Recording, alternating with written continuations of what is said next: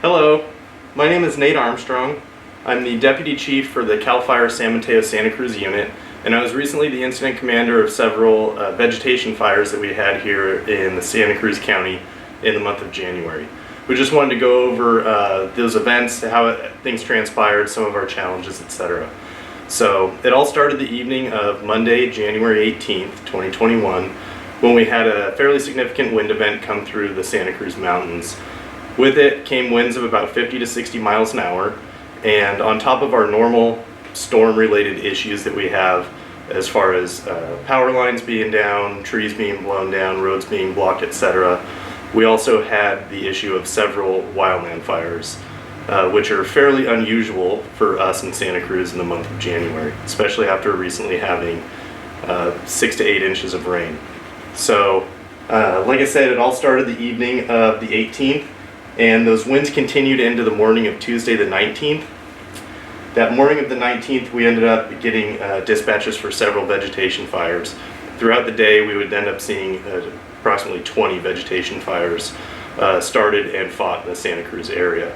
The first fire of the day on January 19th was what was called the Bongi Complex, and it was called a complex because it's what we typically do when there's several smaller fires managed under one structure. So this was thought to be more fires based on the number of reports. It ended up only being 2 sizable fires for a total of just under 19 acres. One of those being off of Alba Road at about 17.5 acres, and then the other one was up off of Empire Grade for about 1.5 acres, bringing that total complex to about 19 acres. Also throughout the day, the couple of larger fires that happened within the footprint of the CZU August lightning fire. The Butino Fire was anywhere between 15 to 25 acres, occurred on the Butino Hall Road in San Mateo County. Again, that was well within the fire footprint of the CZU August lightning fire, and again, that was just dead, dry fuels left over that didn't burn during the fire. The Panther Ridge Fire was a new fire that occurred from this wind event that was in the Boulder Creek area off of Panther Ridge and Stapp Road. It ended up being approximately just under 20 acres as its final size. Those were the 4 fires that occurred within the CZU August lightning fire footprint, and we attribute those to, one, even though we had recently had a lot of rain, that there was just still those ground fuels that were hot enough underneath, and that wind was able to pick things up and basically just stir up embers. Add to that the amount of fresh fuel, dead fuel off those scorched trees from the CZU August lightning fire. All those falling down just added to the fuel able to be burned and made those just a little bit more difficult to fight.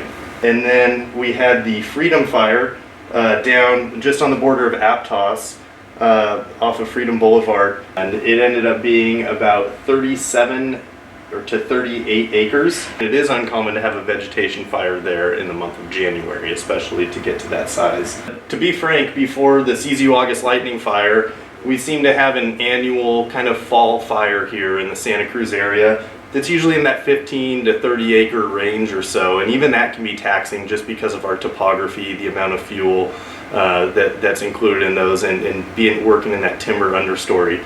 We had several issues that kind of hampered control on these. So number one was the wind staying around.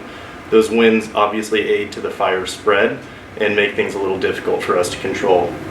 The inability to utilize aircraft.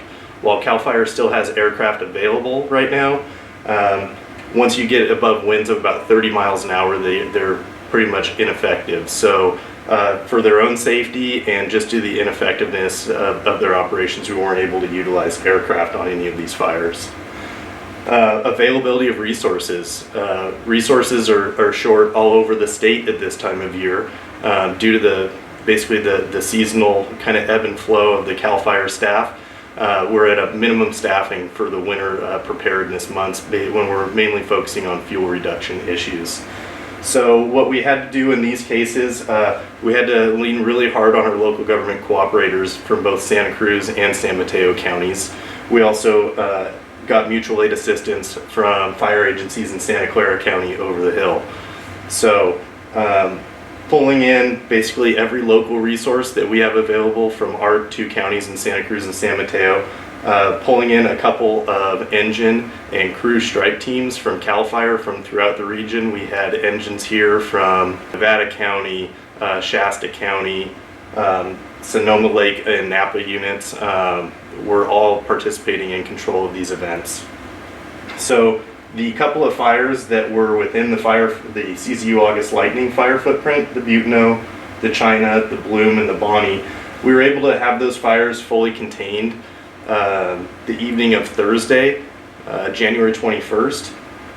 And we still continued to strengthen our lines on the Panther and the Freedom into the weekend of the 22nd and 23rd when we started to see significant rain. Once we got those rains come into the area, we were able to call those fires fully contained and pull out of our commitment on those. Until we had the CZU August lightning fire,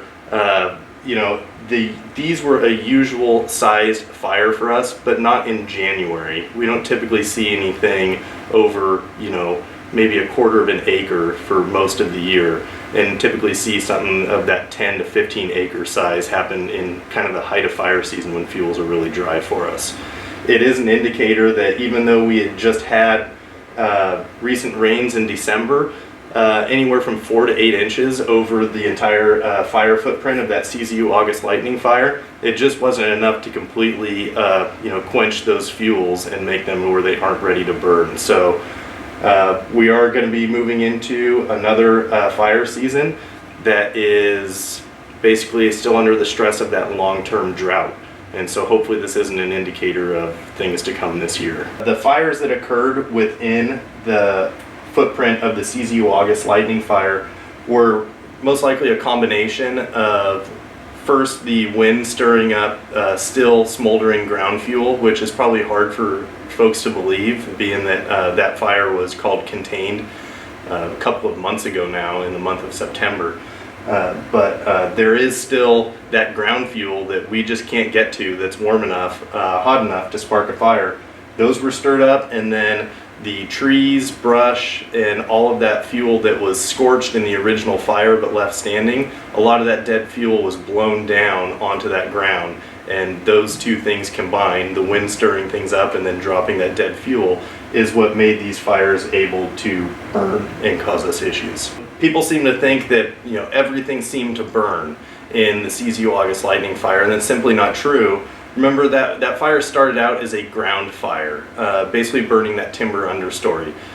In the couple of days of significant fire growth, it did turn into what we call a crown fire, where it burned the treetops and everything in its path along the way. And that's what happened a lot in Big Basin State Park.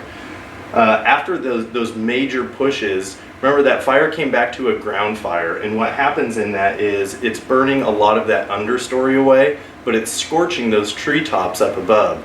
So what you end up with is a lot of dry, possibly dead fuel in the canopy still that's able to still burn and will burn in events like this. We still have plenty of fuel left to burn. We still have plenty of opportunity to have vegetation fires within San Mateo and Santa Cruz counties. It's a concern of ours. The weather is kind of the most unpredictable and the thing that can turn on and off for us. So while we can see what's out ahead of the fire as far as what fuel is available or what the topography looks like, when exactly that wind might stop or how hard it might blow is really the most variable thing. So while the wind eventually eased that afternoon of the 19th and allowed us to begin to get good control on many of these fires, had that wind continued for even just another 24 to 48 hours, could have caused significant issues as far as containment of these fires. If we learned anything from these fires that we recently had in the month of January, this is quite unusual for us, we would think, but this is probably an indicator of what our future is like in this area. We had never had a fire nearly as large as the CZU August lightning fire until we just did. So we wouldn't normally have fires of this size and impact in January, but we just did. So we are still in a long-term drought.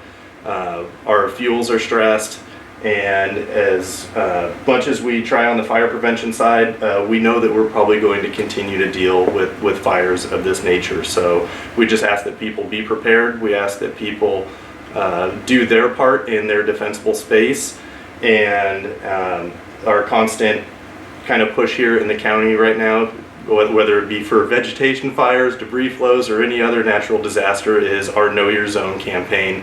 Know what zone you're in, monitor those things, and if you are ever asked to evacuate, please do so. One of the take-homes is, people keep talking about how we're in a year-round fire season. We used to have a fairly well defined 6 to 8 month period, and it seems to be growing and growing, and it's pretty evident that California truly isn't a year-round fire season at this point.